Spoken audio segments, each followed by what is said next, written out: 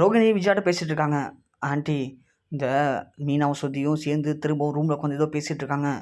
நாம் ஏற்கனவே சொன்ன மாதிரி இந்த மீனாவும் ஸ்ருதியும் சேர்ந்து பேசினாலே கண்டிப்பாக வீட்டில் பிரச்சனை தான் ஆண்டி. இப்போ என்ன கொசு கொசுன்னு பேசிட்டு இருக்காங்கன்னு தெரியல. நீங்கள் 2 பேரையும் கூப்பிட்டு விசாரிங்க. 2 பேரையும் கூப்பிட்டு விசாரித்தா தான் கண்டிப்பாக ஒரு முடிவு தெரியும் ஆண்டி. அப்படின்ற மாதிரி ரோகிணி லைட்டாக அப்படியே விஜயாட்ட ஏற்றி விட்றாங்க. விஜயா ஒன்று, ஏய் மீனா, என்னடி பண்ணுறாங்க? காஃபி எடுத்துருவா எனக்கு அப்படின்னு சொல்கிறாங்க. இந்த வராத்த அப்படின்னு சொன்னதும் உடனே காஃபி எடுத்துகிட்டு போகிறாங்க மீனா.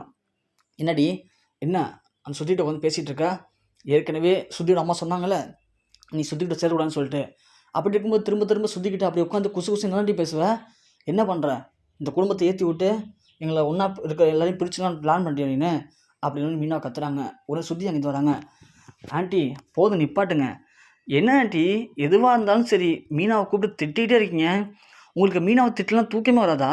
இப்போ நாங்கள் என்ன பேசணும்னு சொல்லுங்கள் பார்ப்போம். ரூமில் உட்காந்து எனக்கு நீங்கள் பேசலாம் இப்போ கேட்டுச்சு. நாங்கள் எது பேசினாலுமே சும்மா நீங்கள் மீனாவை குறை சொல்லிட்டு இருக்கீங்க. நான் தான் மீனா வேலை பார்த்துட்டு இருந்தாங்க, கூப்பிட்டு உட்கார வச்சு பேசிட்டு இருந்தேன். அதுக்கு ஏன் இப்போது இப்படி பேசிகிட்டு இருக்கீங்க? எனக்கு தெரியும் ஆண்டி, நீங்கள் எங்கள் அம்மாட்ட பேசுனது, எங்கள் அம்மா மீனாட்ட பேசுனது எல்லா விஷயமும் எனக்கு தெரியும். இதெல்லாம் உங்களுக்கு யார் ஏற்றி விட்டு பேசுகிறான்னு எனக்கு தெரியும். உங்களுக்கு மீனாவை பர்சனலாக பிடிக்கல, அதுக்காக மீனா பண்ணுற எல்லாத்தையுமே குறை சொல்கிறீங்க. இந்த குடும்பத்தில் யார் என்ன பண்ணாலும் மீனாவை தான் குறை சொல்லுவீங்க. எனக்கு நல்லாவே தெரியும் ஆண்டி, உங்களுக்கு மீனாவை பிடிக்கல அவ்வளோதானே. அதை ஓப்பனாக சொல்லிட்டீங்கன்னா மீனா தனி கொடுத்து போயிட போகிறாங்க, நானும் ரவி லட்சம் தனியாக போயிட போகிறேன். அப்புறம் நீங்கள் உங்களுக்கு பிடிச்ச மாதிரி உங்களுக்கு பிடிச்சவங்க கூட இங்கே சந்தோஷமாக இருக்கலாமே அப்படிங்கிற மாதிரி சொல்ல, உடனே முத்து, கரெக்டாக சொன்னீங்க பலகுரல், இதை தான் எங்கள் அம்மா எதிர்பார்க்குறாங்க. அது மட்டும் நடந்துச்சு அப்படின்னா எங்கள் அம்மாவுக்கு அப்படியே மகிழ்ச்சி தாங்காது, தாண்டம் ஆடிடுவாங்க அப்படியே. இல்லைம்மா அப்படின்னு முத்து சொல்ல, போதும் நிப்பாட்டுறா, நான் ஏன் உங்களை பிரிக்கணும்? நீங்களே பிரிஞ்சு ஓடிடுவீங்க கொஞ்ச நாளில். உன்னுடைய பொண்டாட்டியோடைய அந்த நல்ல குணம் தெரிஞ்சுன்னு வச்சுக்கேன், நீயே ஓடிடுவா விட்டுட்டு. ஐயோ இப்படி இருக்காளே அப்படின்னு சொல்லிட்டு. நான் தெரிஞ்சுக்கிட்டேன், நீங்களாம் தெரிஞ்சுக்கல, அவ்வளோதான். இந்த மீனா ஒன்றும் சாதாரண ஆள் கிடையாது, லேசப்பட்டவள் அவள், சரியான கைக்காரி அவள். அவளை பற்றி தெரியும் பாரு உனக்கு கொஞ்சம் நாட்களில் அப்படிங்கிற மாதிரி விஜயா பேசுகிறாங்க. மீனா ஒன்று ஒரு மாதிரி ஃபீல் பண்ணிட்டுருக்காங்க. சுத்தி ஒன்று, மீனா ஏன் மீனா நீங்கள் ஃபீல் பண்ணுறீங்க? உங்களை பற்றி புரிஞ்சுக்கிட்டது அவங்க அவ்வளோதான். அவங்களுக்கெல்லாம் நல்லா பக்கத்தில் உட்காந்து ஏற்றி விட்றாங்க பார்த்தீங்களா, அவங்கள நாள் தான் தேவை. உங்களெல்லாம் பார்த்தா ஆண்டி இப்படி தான் பேசுவாங்க அப்படின்னு சொல்லுவோம். உடனே ரோகிணி, என்ன ஸ்ருதி சொல்கிறீங்க? நீங்கள் யாரை பற்றி பேசுகிறீங்க இப்போது? ஏன் ஆண்டி இப்படி மரியாதைலாம் பேசிகிட்டு இருக்கீங்க? அது இல்லாமல் ஒரு மாதிரி யாரையே குத்தி கட்டி பேசுகிற மாதிரி தெரியுது அப்படின்னு சொல்லுவோம். ஸ்ருதி ஒன்று, ஏன் ரோகிணி உங்களுக்கு என்ன பிரச்சனை? ஏன் உங்களுக்கு குத்துதா உள்ளுக்குள்ளே? நான் உங்களை தான் குத்தி கட்டி பேசுகிறேன். ஆண்டி தான் ஒரு விஷயம் பண்ணுறாங்க, ஒரு விஷயம் பேசுகிறாங்கன்னா அவங்க கூடி தானே சுற்றுறீங்க, படித்தவங்க தானே நீங்கள். இந்த குடும்பத்தில் இருக்க எல்லாருமே அக்கா தங்கச்சின்னு நினச்சிங்க அப்படின்னா நீங்கள் சொல்லியிருக்கணும்ல, இல்லை ஆண்டி அவங்களாம் அப்படி பண்ணுறாங்க இப்படி பண்ணுறாங்க, அதெல்லாம் தப்பு இல்லைன்னு சொல்லியிருக்கணும்ல. அதை விட்டுட்டு நான் பண்ணுற எல்லாத்துக்கும் காரணம் மீனா தான் சொல்லி நீங்களும் தானே ஆண்டிகிட்ட ஏற்றி விட்றீங்க, இல்லைன்னு சொல்கிறீங்களா நீங்கள் அப்படின்னு சொல்ல, ரோகிணி ஒன்று, சுதி நிப்பாட்டுங்க. நான் என்ன ஆண்டிகிட்ட ஏற்றி விட்டேன்? ஆண்டிக்கு தோன்றதை செய்கிறாங்க, ஒரு சில இடத்துக்கு என்னை கூப்பிட்றாங்க, கூட போகிறேன், அவ்வளோதான். உங்கள் அம்மாட்ட போயிட்டு நான் தான் அதான் சொல்லுங்க நான் சொல்லலை. ஆண்டி என்னை கூப்பிட்டாங்க கூட வான்னு சொல்லிட்டு, அவங்க பேச்சு தட்ட முடியாது இல்லையா, அதனால நான் கூட போனேன், அவ்வளோதான் ஸ்ருதி. மற்றபடி எனக்கு இந்த பிரச்சனைக்கு சம்மந்தம் இல்லை. நீங்கள் தப்பாக புரிஞ்சுட்டு என்னெல்லாம் எடுத்து பேசாதீங்க அப்படின்னு சொல்ல, உடனே ஸ்ருதி சொல்கிறாங்க, ஓ அப்படியே ரோகிணி, சரி சரி ரோகிணி, எனக்கு தெரியாமல் போச்சு ரோகிணி, இருக்கட்டும். எனக்கும் இப்போது ஒரு சில பிரச்சனை இருக்குது, ஒரு சில சந்தேகம் இருக்குது, அது எல்லாத்தையும் நான் இப்போ கிளியர் பண்ண போகிறேன். உங்கள் அப்பா மலேசியாவில் எங்கே இருக்காங்கன்னு சொன்னீங்க? எந்த அட்ரஸ் சொன்னீங்க? அந்த அட்ரஸ் கொஞ்சம் சொல்லுங்கள். என் ஃப்ரெண்டு இப்போ மலேசியாவில் தான் இருக்கா. சொல்லப்போனால் அன்றைக்கி நீங்கள் ஒரு அட்ரஸ் சொன்னீங்கல்ல, அந்த அட்ரஸுக்கு பக்கத்தில் தான் ஒரு வேலையாக போயிருக்கா. அப்படியே சொன்னீங்கன்னா இப்போவே விசாரிக்க சொல்லிவிடுவேன். எனக்கும் ரொம்பலாம் சந்தேகமாகவே தான் இருக்குது. எனக்கு மட்டும் இல்லை, முத்து மீனான்னு சொல்லி எல்லாருக்கும் சந்தேகமாக இருக்குது. உங்கள் அட்ரஸை சொல்லுங்கள் அப்படின்னு தான் ரோஹிணி ஒன்று திருத்தன்னு முடிக்கிறாங்க. என்ன ஸ்ருதி, இப்போ எதுக்கு நீங்கள் எங்கள் அப்பா பற்றி இழுக்கிறீங்க? எங்கள் அப்பா பற்றி ஏன் நீங்கள் பேசுகிறீங்க அப்படின்னு சொல்கிறோம். இப்போ தெரியுதா ரோகிணி, உங்கள் அப்பாவை பற்றி எங்கே இருக்காரு, அட்ரஸை சொல்லுங்கள், விசாரிக்க சொல்கிறேன்னு சொன்ன உடனே உங்களுக்கு இவ்வளோ கோவம் வருது. எங்கள் அம்மாட்ட போயிட்டு நீங்கள் பேசின எல்லாத்தையும் எங்கள் அம்மா சொன்னாங்க. எங்கள் அம்மாட்ட போயிட்டு நீங்கள் எதுக்கு என்னை பற்றி பேசுகிறீங்க? என்னை பற்றி பேச அப்போ நீங்கள் யார்? எதுக்கு என்கிட்ட பேசுனீங்க அம்மாட்ட? நான் உங்கள் அப்பா பற்றி தான் கேட்டேன், ஆனால் நீங்கள் எங்கள் அம்மாட்ட போய் பேசியிருக்கீங்க. அப்போது அது சரியா? எவ்வளோ சீப்பான விஷயம், எவ்வளோ கேவலமாக இல்லை உங்களுக்கு? எனக்கு தெரியாது. இப்போ நீங்கள் உங்கள் அப்பாவோட அட்ரஸ் சொல்கிறீங்க, நான் என் ஃப்ரெண்டை போய் உங்கள் அப்பா பார்த்து பேச சொல்கிறேன். உங்கள் அப்பாவோட அட்ரஸ் சொல்லுங்கள் அப்படின்னு சொல்லிட்டோம். முத்து ஒன்று, என்ன பண்ணுறேம்மா, ஏன் திருதுன்னு முழிக்கிறீங்க? உங்கள் அப்பாவோட அட்ரஸ் தானே கேட்டாங்க. நானும் கல்யாணம் ஆனதுலேருந்து இது வரைக்கும் பார்த்துட்ருக்கேன். உங்கள் அப்பா அந்த வீட்டுக்கு வந்ததும் கிடையாது, ஃபோன் பண்ணி பேசுனதும் கிடையாது, உங்கள் அப்பாவோட ஃபோட்டோ எதானு காட்டுனதும் கிடையாது, எதுவுமே இல்லை. உண்மையிலேயே நீங்களாம் மலேசியா ஃபேமிலியா? அப்படின்னா சொல்லுங்கள் ஸ்ருதிக்கிட்ட. அவங்க போயிட்டு அங்கே வீடியோ கால் பண்ணுவாங்க, நாமெல்லாம் சேர்ந்து உங்கள் அப்பாட்ட இன்றைக்காவது பேசுவோமே அப்படின்னு சொல்ல, உடனே அந்த இடத்துல ரோகிணி என்ன பண்ணுறது தெரியாமல் நிற்கிறாங்க.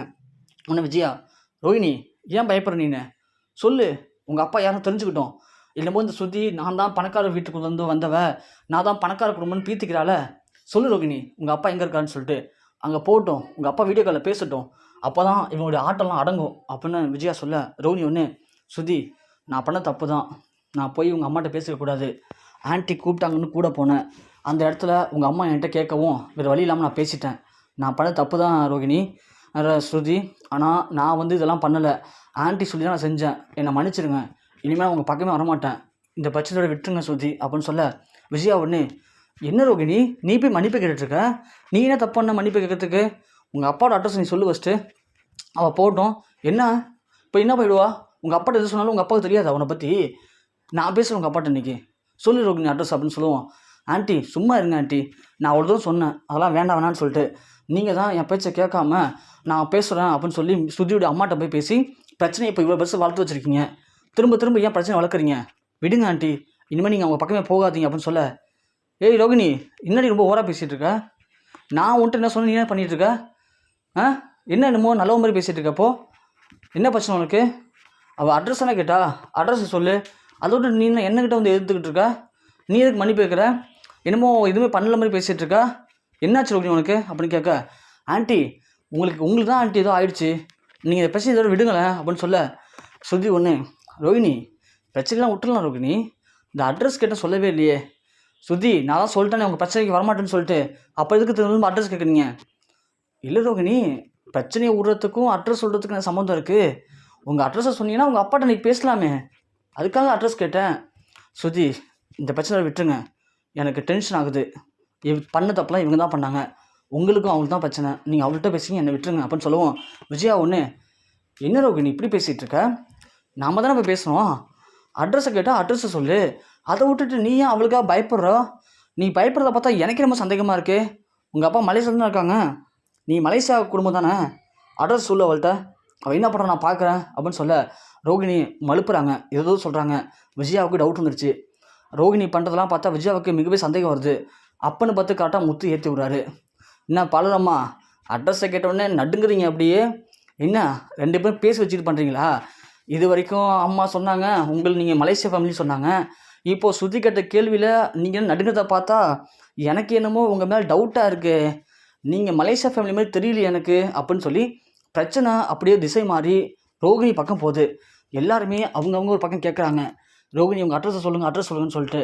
ரோகிணியால் தப்பிக்கவே முடியல, மனச்சோறு வந்துடுறான். என்ன ரோகிணி எல்லாம் கேள்வி கேட்டுருக்காங்க, நீ நின்றுட்டுருக்க அழுதுட்டுருக்க, என்னாச்சுமா அப்படின்னு கேட்க, விஜயா நடந்து எல்லாத்தையும் சொல்கிறாங்க. சரி ரோகிணி உன் அட்ரஸ் சொல்லு இல்லைன்னா இருக்குது அப்படின்னு சொல்ல, ரோகிணி எதுவுமே சொல்லாமல் அழுகுறாங்க. ஐயோ தேவையில்லாமல் இந்த சுதியோடைய பிரச்சனைக்குள்ளே போய் நாம் இன்றைக்கி மாட்டிக்கிட்டோமே, என்ன பண்ணுறதுன்னு தெரியாமல் முழிக்கிறாங்க. எப்படியாவது இந்த பிரச்சனையிலேருந்து தப்பிக்கணுமே, என்ன பண்ணலாம் அப்படின்னு சொல்லிட்டு ரோகிணி அப்படியே மயக்கம் போட்டு கீழே விழுற மாதிரி மயக்கி கீழே விழுறாங்க. அதை பார்த்து எல்லாருமே பயந்து போய் மனோஜ் வந்து ரோகிணி தூக்கிறாரு. அப்போதையும் முத்து சொல்கிறாரு, பாலராமன் நடிக்க ஆரம்பிச்சிட்டாங்க, இந்த கேப்பில் யோசிச்சிருவாங்க என்ன பண்ணலாம் ஏது பண்ணலான்னு சொல்லிட்டு, கண்டிப்பாக இன்றைக்கி தப்பிச்சிட போகிறாங்க, இனிமேல் அவங்க சொல்கிற எல்லாத்தையுமே நம்ப தானே போகிறீங்க நீங்கள் அப்படின்னு சொல்ல, உடனே விஜயா ஒருவேளை ரோகிணி கன்சீவாக இருப்பாளோ, அதான் மயக்கம் போட்டிருக்காளோ, மனோஜ் தூக்குடா மனோஜ் அவளை ஹாஸ்பிட்டல் அழைச்சிட்டு போடா அப்படின்னு சொல்கிறாங்க. உடனே மனோஜ் டக்குன்னு ஒரு ஆட்டோ பிடிச்சி ரோகிணியை ஹாஸ்பிட்டல் அழைச்சிட்டு போகிறாரு. ஆனால் ரோகிணி உண்மையிலே மயக்கலாம் போடல, சும்மா நடிக்கிறாங்க அப்படிங்கிறது யாருக்குமே தெரியல.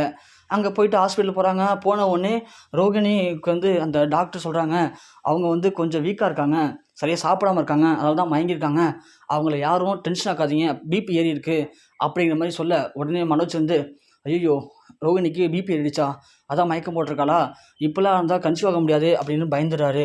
ஸோ இந்த பக்கம் பிரச்சனை வந்து அப்படி ஸ்டாப் ஆகுது. திரும்ப ரோகிணி வீட்டுக்கு போனால் தெரியும் இந்த பிரச்சனை திரும்ப வெடிக்குதா இல்லையான்ட்டு. ஆனால் சுதி பக்கம் போன ரோகிணியால் இப்போது ரோகிணிக்கே சுதியால் மிகப்பெரிய ஒரு ஆப்பு வந்திருக்கு. ஒரு பக்கம் விஜய் யோசிக்கிறாங்க, இந்த சுதி கேட்ட கேள்வியில் ரோகிணி ஏன் பயந்து போனா, அட்ரஸை கடைசியும் சொல்லவே இல்லையே, ஒருவேளை உண்மையிலேயே ரோகிணி நம்மள்ட்ட எதையும் மறைக்கிறாளோ அப்படிங்கிற மாதிரி விஜயா யோசிக்கிறாங்க.